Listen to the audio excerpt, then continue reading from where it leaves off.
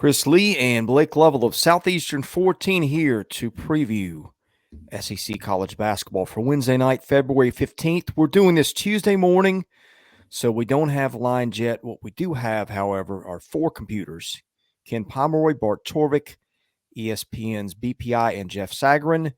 We have taken their predictions for those games, averaged them together, giving you an estimate of what we think the line could be, and then all four of those minus Sagarin give you a victory probability straight up for teams. We'll quote that as the home team. So with that, Blake, let's start in order of tip-off, 5:30 on the SEC Network. That's Central Time. Ole Miss visits Florida. The computers have Florida as about a 9.5-point favorite with an 82% chance to win. Now, the computers have liked Florida probably a little bit more than they should have.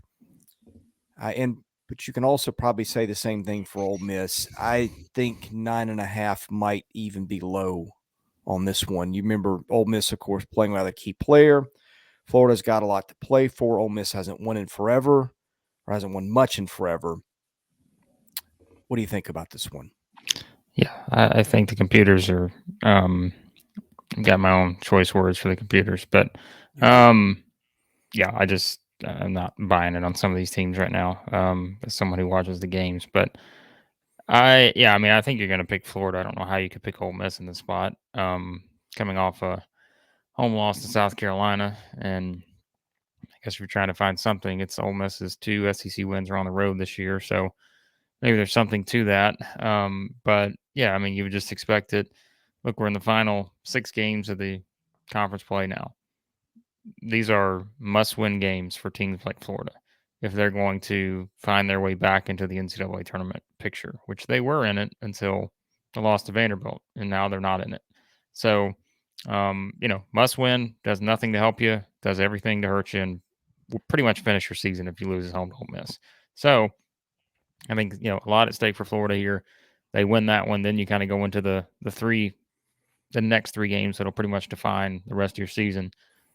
So that's what I would expect here. But look, Florida's not played great recently, and even those defensive numbers, they look great, but they've given up 97 to Alabama and 88 to Vanderbilt in their past 2 games.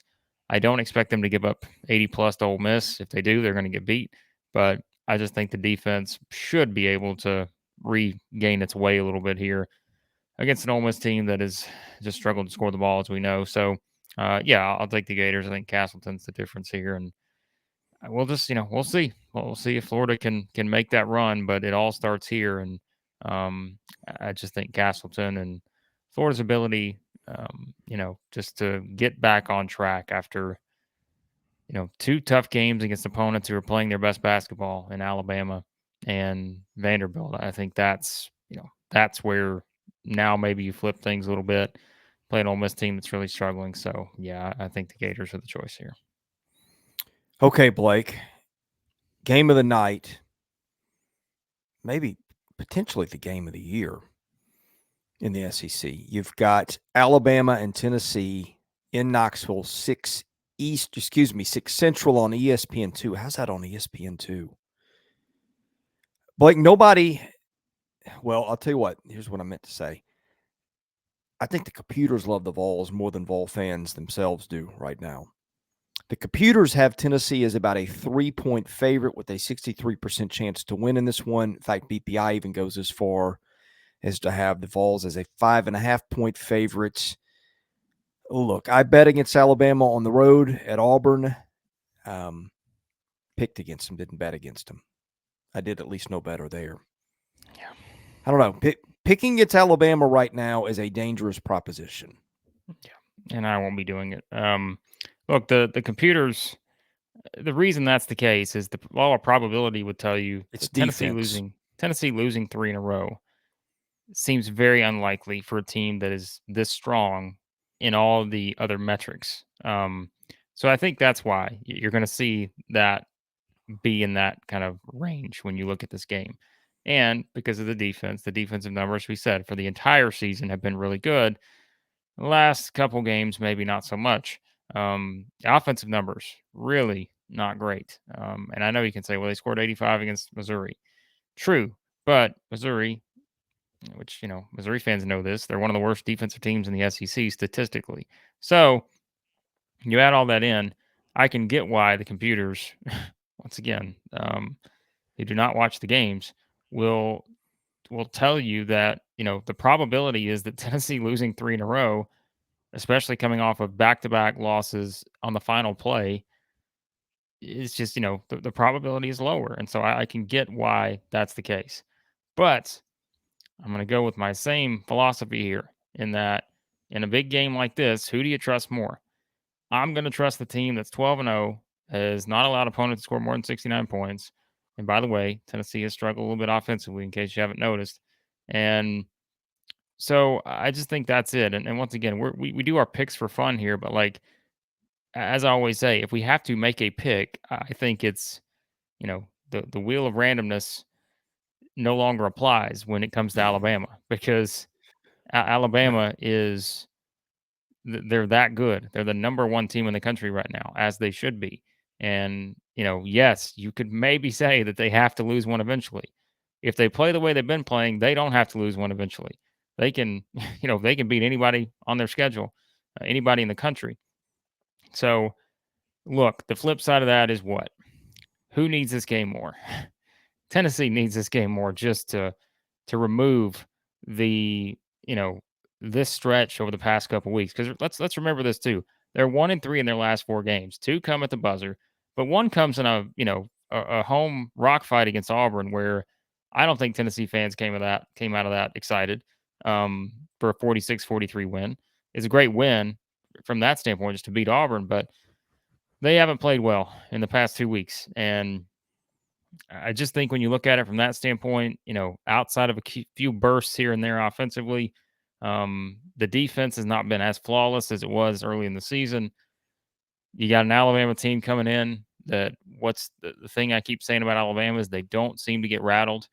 Crowd's going to be great at Thompson Bowling. Crowd was great at Neville Arena.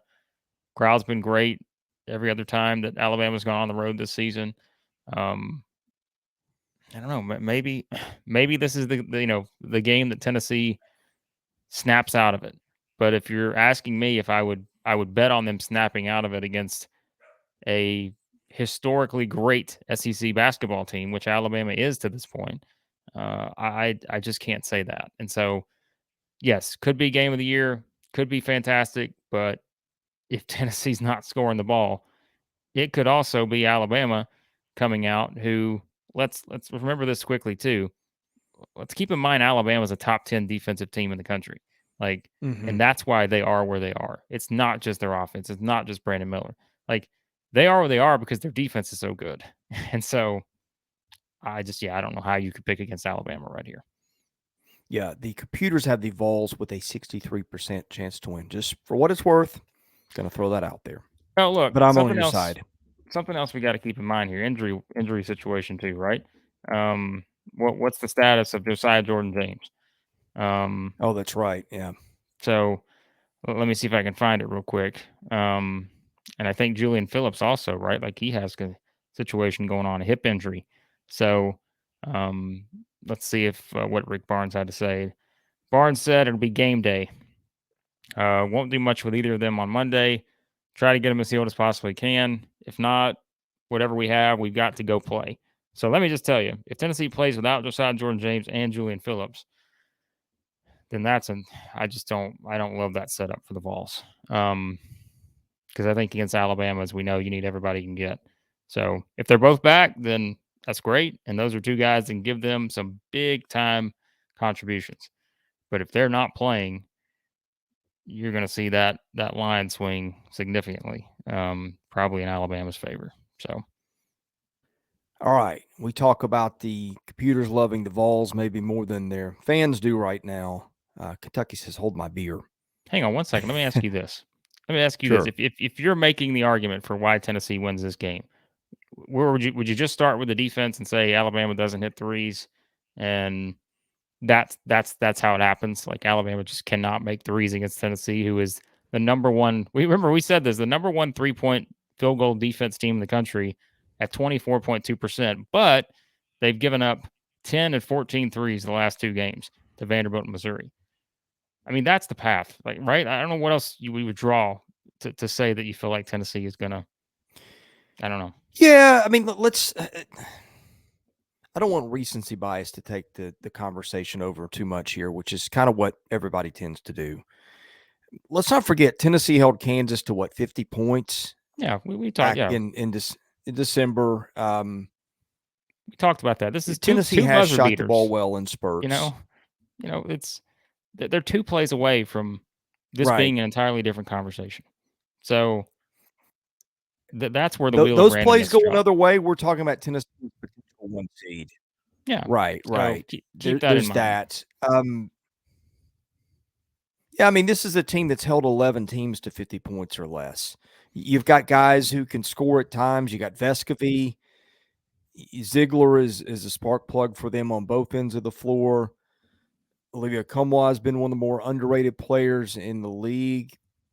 If James and Phillips are healthy, obviously both of them are capable of big games. I mean, Josiah Jordan-James went for 15 and 14 against Auburn. It's not like the Vols or short of good players. It's just you're facing Alabama. Yeah. I'm just curious. I mean, I think, and I'll ask this, and you guys can put it in the comments, because I did this for the Alabama-Auburn game, and we got some good response on Twitter from this. But let's say if it's not Brandon Miller, it's not who on Tennessee? Mark Sears. Oh, on no, Tennessee. I was trying to think of Tennessee. If it's not Brandon Miller, if it's not Vescovy, and it's not Ziegler, who's the most talked about player coming out of this game? Like, who's the guy? And a couple of people nailed it in the Auburn game. They said I got one. I got one for you. Who's that? If it's Tyreek Key has a game every now and then. Yeah, right. I mean, he could be the guy that shoots them into the win here. That's what I mean, look, get 5 and 9 against Missouri, so he absolutely could be that guy. So I'm curious to see what the responses are going to be. So take your pick. Who's the most talked about player? If it's not Brandon Miller, Vescovy, or Ziegler, which we're just going to use those 3. I like to use the top 3 players in terms of, like, Brandon Miller's clearly the top guy for Alabama, but again, that's not knocking the other guys. And then if you take the other, the 2 guys you would expect to be the most talked about on Tennessee's side, who will it be? Because again, some people nail it with Ryland Griffin against Auburn. But Alabama, you got so many choices, I think. I mean, it could be Noah Clowney, but both these teams have got a lot of really good players. See, that's your hope if you're Tennessee. I get that everybody's down. 2 buzzer-beating losses, a rock fight against Auburn in which you score, 45 points. I get that it does not look pretty, but throw all that out for a minute. Hit the reset button and remember what you got. Tennessee's still got a lot of really good players. I mean, I don't know that you've got 2 teams with better players. Missouri might have an argument, but Missouri's, defense is lacking there. I don't think you've got 2 teams in the league that have got a better collection of top 8 or 9 players than these 2. I don't think you do. Yeah. I mean, no, I don't disagree with that. But again, I think more often than not, we take the team that we feel like has the most explosive, the spurt ability. And I think Alabama has that. And Tennessee showed that against Missouri. But remember, we've said that about a lot of other teams against Missouri too.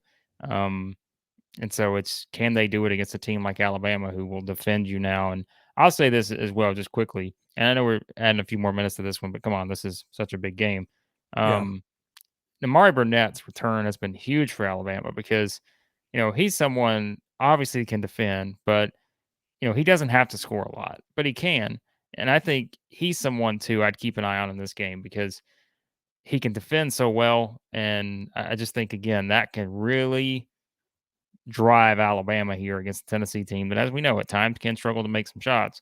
And so, depending on kind of how he matches up with Vescovy or Ziegler or whoever, I think that's another name to watch in this one because I've been really impressed just with what he's been able to do since he came back from injury. And once again, that just gives Alabama another guy who has a specialty, but yet can do so many other things. And I think that's the name of the game for this team is they have a lot of guys who specialize in 1 or 2 areas, but man, they can do so many other things. And so you never really know how you can match up with them. So yeah, it should be a great game. Look, I don't know. I'm like, surely Tennessee can't lose 3 in a row, but if they were playing anybody other than Alabama, I would feel stronger about that. But as we said, the Tide are just doing some ridiculous things right now. Yeah, I would pick Tennessee against anybody in this league but Alabama on Wednesday night. Here's the other thing. I think if you wanted to distill it down to one thing, Tennessee is going to be almost without exception. I mean, you did see some slippage against Missouri. You did see Vanderbilt score more than Tennessee normally gives up on a per possession basis. So there's been a little bit of slippage. I still think the Vols are an elite defensive team, and I'm not going to say throw that out. It's part of the sample, but do I expect that to keep popping up? No, I don't. Yeah, I mean, James Offensively, it's not been pretty offensively for them. It's the same thing as a year ago where it's that night that pops up where they can't shoot, they can't find a rhythm. Alabama, on the other hand, I mean, it's probably going to happen at one point, but the likelihood, well, it did happen a couple weeks ago against Oklahoma, but the likelihood that Alabama just throws a complete stinker on one end of the floor it's not likely. And I think that's what makes this team elite. Well, remember, they went 28.6% from three, 56.5% from the free throw line, and still won by 8 at Auburn because they shot 82% from two. So don't tell me that the only way Alabama can win is by threes. And I think that was a very popular trend all season long. You can't trust Alabama because they shoot a lot of threes.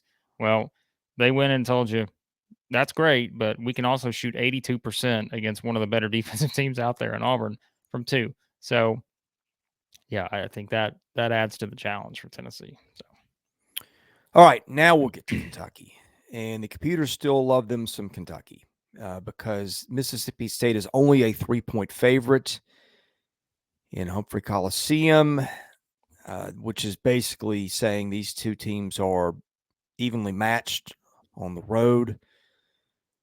Maybe they are, but that's not the way they've been playing lately. Mississippi State, a 64% chance to win this one, according to those three computers. Now, the one that it's not really outliers. The computers are starting to get closer on these teams. Jeff Sagarin's got State as about a 2-point favorite, while Bart Torvik has got State a 4-point favorite. So, anyway, all the computers settle right in the middle. But look, throw a lot of that stuff out there.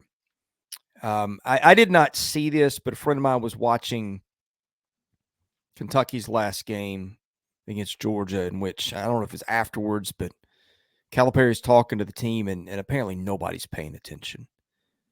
I think what's going on at Kentucky transcends the basketball and the talent on the floor. I can't prove it. I'm not reporting it, but just years of watching basketball, when you have that big of a discrepancy between what a team's talent is and its body of work in the past and what is going on now, because Kentucky is barely a bubble team right now and would not be in the tournament. Mississippi State, on the other hand, has turned it on just in time. It's a team with experience. It's a team with an identity. I don't know that Kentucky's even got an identity. It's a team playing at home. Look, Kentucky has done this before where when you bear the Wildcats, here they go. Tennessee found that out. But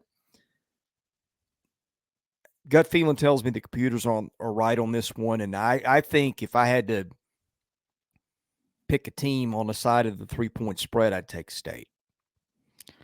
yeah, I mean, you're like, well, Kentucky's done this before, but how can you possibly predict where it's going to happen? Like, well, it sort of feels like the Alabama-South Carolina situation where they come back and beat Tennessee on the road. I don't know. Like, I don't know how we can possibly bank on that because to me, that's just it's a hard one to lean on based on how this team's playing.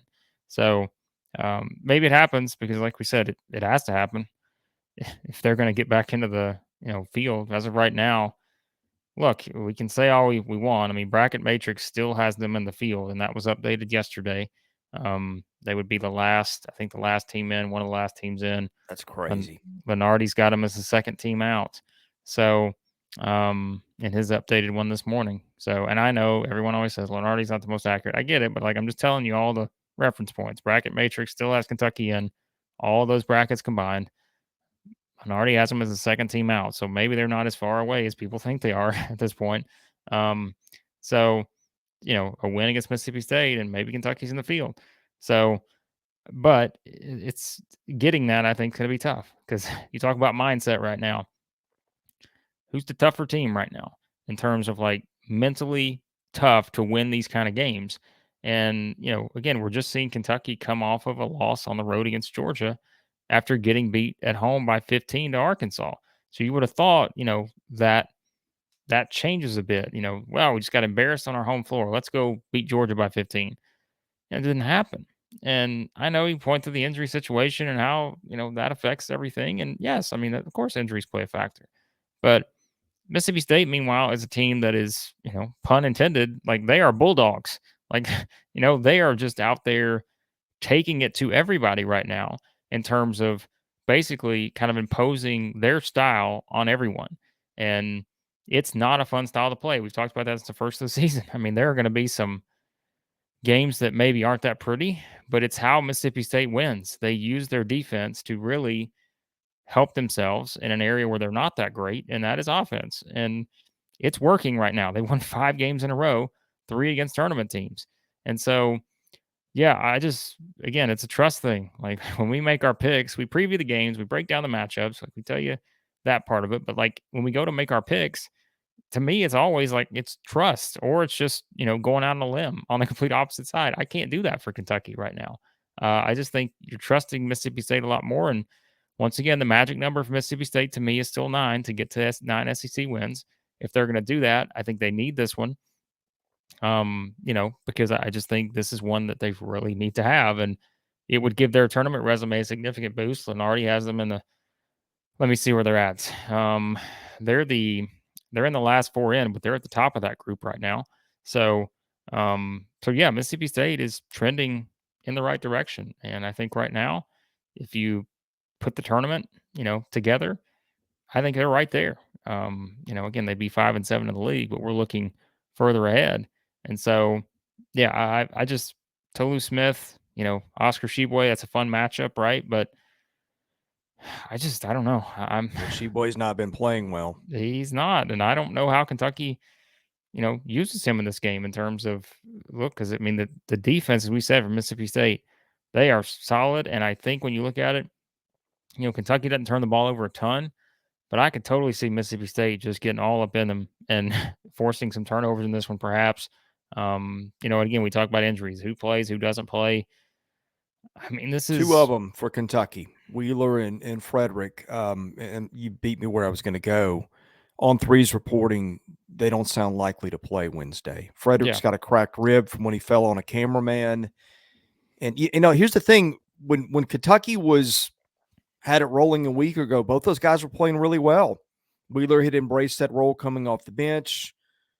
Case and Wallace, they were better with him running the team, but Wheeler had done okay being that second guy and gave him a lot of good minutes and had been a little more efficient at games. And Frederick was that guy that can hit enough threes to give you something to think about. It has started to work, and now those are, 2 of their top 6, 7 guys that are missing. And as much as we've dogged on Kentucky, that had to be a factor there too. No, of course. I mean, yeah, we said that a minute ago. I mean, obviously that plays a factor, but this time of year, yeah, I just think we're to the point now where like it's not good, but like Kentucky has to find ways to win games, and like it's just I trust Mississippi State more right now. But as I always say, it's like, can Kentucky's talent overcome these kind of things? Yes, it can. Like we've seen it before. It's just it's hard to have confidence to say that they'll do it because we've just seen in all their big games this season, outside of a couple, they haven't done it. And then they've had the ones where they've lost where they've had no business losing. So it's just, yeah, very inconsistent team. And I think Mississippi State is very consistent now. And that's something maybe we didn't expect for a while because they were a little up and down. But yeah, I mean, Starkville's a tough place to win. And I just think, if you're making a pick, I don't know how you can go against Mississippi State in this spot. We ready for A&M and Arkansas? Oh, yeah, man. This would be, we got 3 games that, like, on any given Wednesday or Tuesday night in the SEC would be headliners. And this is Yeah. what we said the other day. It seems like there's a disproportionate number of last 6 game matchups between good on good. It seemed like we had a lot of teams that ran off unbalanced win-loss records based on schedules. Like Mississippi State and LSU drew all the tough teams in the league the first 10, 12 games. Didn't get those win padding games. LSU.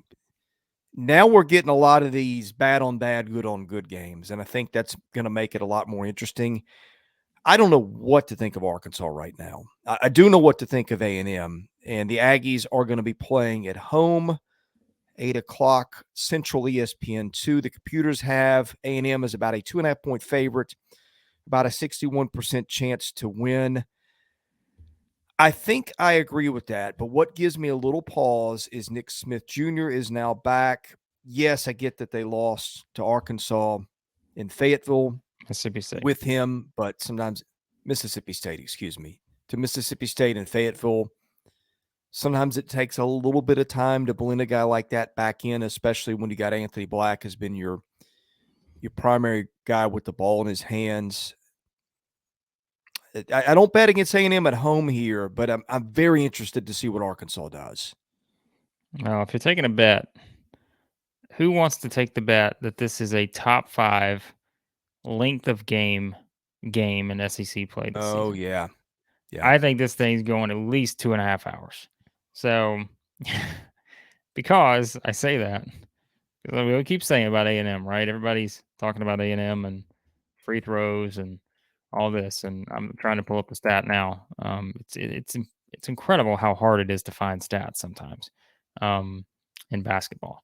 But A&M free throw attempts still number 2 in the country in free throw attempts per game, 25.5 per game. Alabama's in the top 10 now too, by the way, in case you didn't realize that. Arkansas, I can't imagine is that far away. Arkansas is at number 30, 21.9 free throws per game. So, and I think that's going to be moving up when you add Smith in there. I think these two teams are both shooting 30 plus free throws in this game. I'm kind of halfway joking, but I would not be shocked if that happens.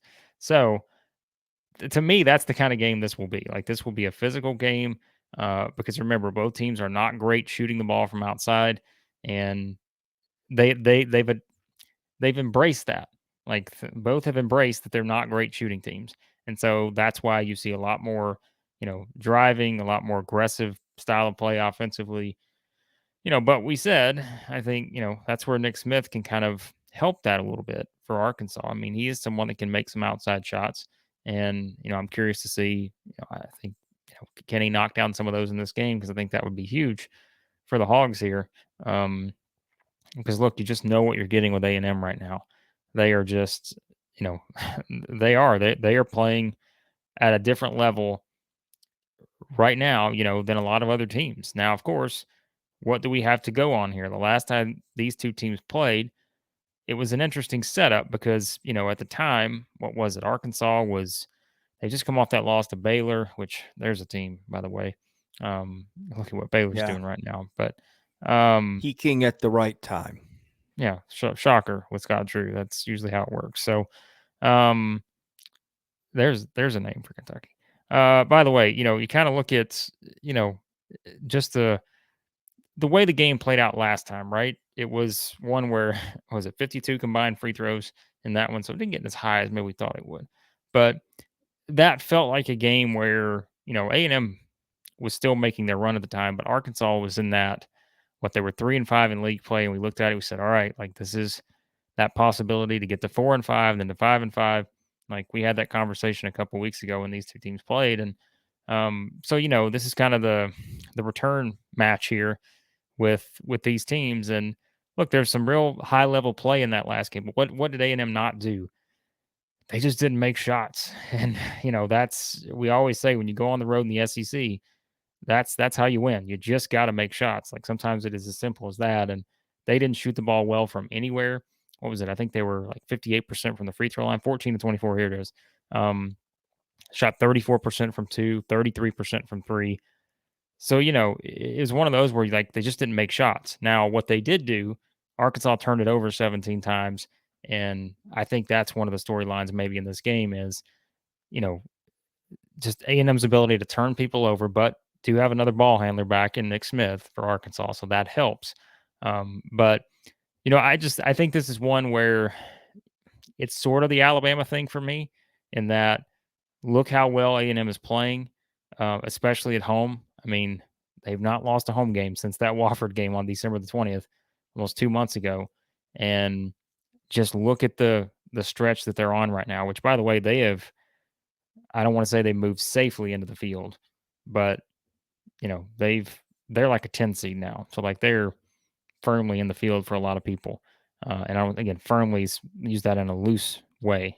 That's kind of an oxymoron, but, um, you say all that, Nice but job then there. well, but then you say all that, right? And it's like Arkansas just went on the road and beat Kentucky. It's just, and didn't play bad at Baylor. We The mentioned wheel of Baylor, randomness. right? I mean, didn't play bad at Baylor. So Arkansas's actually been out. I mean, past that Vanderbilt game, Actually, that was there really hadn't been a wheel of randomness with Arkansas lately. I mean, they've run into some good teams in some spots. They've been playing pretty well. Yeah, the wheel of randoms is a joke. It's a running gag here, but for yeah. people that aren't used to this, but I did want to bring up one more thing. A&M really doesn't have a rim protector. Henry Coleman III, one of the better bigs in this league, but he's not really a shot blocker.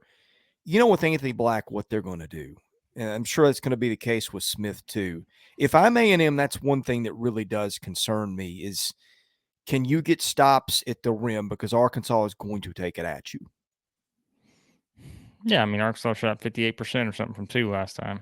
So 22 of 38 in that regard. And yeah, so I mean, clearly I guarantee you Buzz Williams has said that a few times this week in practice, is kind of pointing that out because something else that was interesting, we talked about this after the game, A&M didn't have a single bench point in that last game. Their starting five scored all 70 of their points. And, that's something else that I think we've seen some guys contributing all over the place recently. And, I just think that's going to have to happen again, because, and that, remember, we go back to the joke at the start, like how many free throws could be shot. Once again, remember what Arkansas's rotation looks like and what it can look like now with Nick Smith. And, that's something else to kind of think about. But I don't know. This to me is like a toss up. I think this is, like we said, you look at the schedule for the games, like, you'd expect Alabama, Tennessee, maybe game of the night, but I don't think this one's that far behind it. I mean, No. Yeah, I just think I think this one is going to be more interesting, honestly, in terms of well, a closer final score. nah, I don't know, but I don't know if I'd go. They're close, but I still think you have to take the top 10 matchup, number 1 versus number 10, and go with that ahead of this game. But yeah, I mean, it's a big game for both teams because, like we just said, I mean, we keep bringing up the point. Arkansas projected as like a 9 seed right now. A&M projected as a 10 seed. A loss doesn't hurt you that much, but it's going to ding you a little bit. And so, as a 9 or 10 seed, it's like, well, how much wiggle room do you have? And so, these are the defining games you can look back on and say, this is the kind of game that sort of defined our postseason. So, A&M, they win this one. Wow, they go from a 10 maybe up to a 9, and now we got a little more cushion. Arkansas wins this one, they 9, maybe they go up to an 8, and they got a little bit more cushion, with 5 games to go. So, yeah, it's huge. It's huge for both teams, but I highly anticipate this be a very entertaining game. But I've just, I've got to go with A&M, I think, just based on how they're playing. So I know our Arkansas fans will not love that, but just think about this, Arkansas fans, okay? Think about this. I felt really confident in you beating Mississippi State, and it didn't happen. So now we're going to use the Dennis Gates reverse mojo for you here, perhaps, and I will pick A&M, and you can hope the mojo reverses. So let's go with that reasoning for this one. Okay, let's make a bro throw pick here. Okay. Here's our lines, and these are not going to be the actual lines, but it's as close as we've got because they've not been released yet. We're doing this again Tuesday morning. Mm-hmm. Florida minus 9.5. Tennessee minus 3.5. Mississippi State minus 3.5. A&M minus 2.5. I like Mississippi State and I like Alabama. All right, And you're I gonna have think to I read like those Florida again. too. Okay. Sorry, I'm doing Florida. broke throw here. You're gonna have to. Sorry. Okay. Florida minus 9.5 Mm-hmm. at home against Ole Miss. Mm-hmm. Tennessee minus 3.5. Minus 3 at home against Alabama. Mm-hmm. Mississippi State minus 3 at home against Kentucky, and A&M minus 2.5 against Arkansas. I think I feel the least confident in A&M Arkansas. I don't know that I'd touch that one. I feel like I would take, probably in this order, Mississippi State, Alabama, Florida, although that, I don't know. I will give you my two. Yeah, I don't want any part of A&M Arkansas because I just don't. I think that's a toss-up game. Two good teams, and I just think to me that's like a 1 or 2 point game both ways. So I think I could see either team winning by 2 points. So I don't want any part of that one. I don't want any part of Florida Ole Miss. Um, I would take Alabama +3, and I would take Mississippi State -3. Would be my two picks. So we're on the same page with all that, which is a little scary. Speaking of, well, in that case, I may reverse some picks here because some of us won some money on Bro Throw, some of us did not this past week. Hey, I won $5 this weekend. Well, I appreciate South Carolina for their covering 9.5, outright winning, and Alabama, the pick against Auburn. So those were the two there. But again, our friends at Bro Throw, you can check them out. You can see the games list here. Click on that link in the description below. It'll take you right to Bro Throw. Sign up, join our group, Southeastern 14. So you go up here, you search for Southeastern 14, you join our group, you can bet against us. All of that. I apologize to those who have lost money to us. I don't apologize to those who have taken our money to this point. But again, you can click on a game. You can pick one of these. Hey, tonight's games, which again, we're recording this on Tuesday. You're feeling Vanderbilt -5. You click on that bad boy right there. You put it in, how much you're wagering. Oh, wow. And then it will connect you against that. So we're not retroactively going back, Chris, and betting Vanderbilt, South Carolina. So don't do it. Although this one's a little interesting to me. But so that's what you do. Click on that link in the description below. Sign up with our friends at Bro Throw. That helps us out. And again, search for Southeastern 14 up here. Type it in. You can join our group. You can see it here and join the action. You can see the games that are available to bet. All that stuff there. So check it out. And we appreciate your support. Any parting thoughts, Blake? Well, should be an interesting evening of action. Probably the best midweek slate I can remember just from a single game night with these three games specifically. And, best maybe Auburn also. Well, look, yeah, but I mean, I'm talking about a single game slate. Yeah. So this one, yeah, I mean, I think it's three very significant games. And to me, three games that are all like could be very close down to the wire type matchups. So, yeah, and take your picks. Let us know what you're picking in the comments below. Don't just, berate us for our picks. Give us your own picks. Like, tell us why. Tell us what you're thinking. We always appreciate that. And, yeah, we again appreciate your support. Hit that subscribe button and a lot more to come. And never spin the wheel of randomness when Alabama's involved. Yeah, I don't know what you're thinking if you do that. Just why would you do that? It makes no sense. So thanks a lot. All right, that one's going to live in infamy for a while, as well it should. Yeah. Okay, he's Blake Lovell. I'm Chris Lee. We're Southeastern 14. We got a ton of stuff coming up. We got football stuff coming out this week. We've got, what do we do? Previews of Kentucky, A&M, and somebody else. I've drawn a complete blank on that for the coming football season, and these will be as of mid-February, so a lot will change. We got baseball stuff coming up. College baseball kicks off on Friday. Some really good SEC games. I can't even keep up with it all, but that's what Blake is here for, is to keep me in line, which he will do. So anyway, Enjoy our content. Hit the like button, hit the subscribe button, tell a friend. All those things help us out. We're Southeastern 14. We'll see you again soon.